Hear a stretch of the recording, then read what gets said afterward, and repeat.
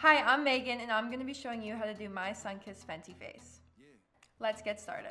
Pro Filter Primer, putting about 1.5 pumps on the back of my hands, and I'm just going to rub it in. Next, I'm going to be starting off with the Pro Filter Foundation, and my shade is 110. I'm just going to be putting a pump on my back of my hand because I like more light coverage. With my wet precision sponge, I'm going to lightly tap.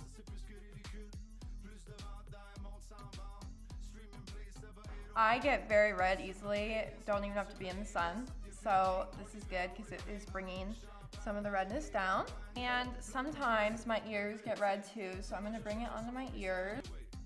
Next, I'm going to be moving on to concealer. So,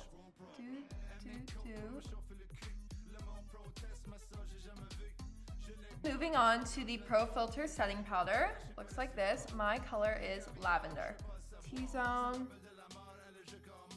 And just maybe a tiny bit across the face.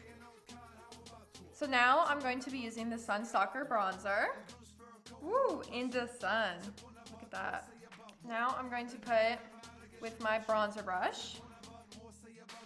I usually am not a big bronzer person because I'm so fair, so I'm scared it'll make me look like orange. But this one is just the perfect amount of warmth you need.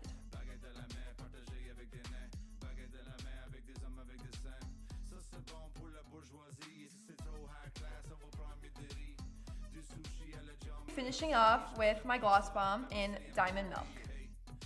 There you have it. This is my sun-kissed Fenty face. And who needs to go tanning when you can just do this?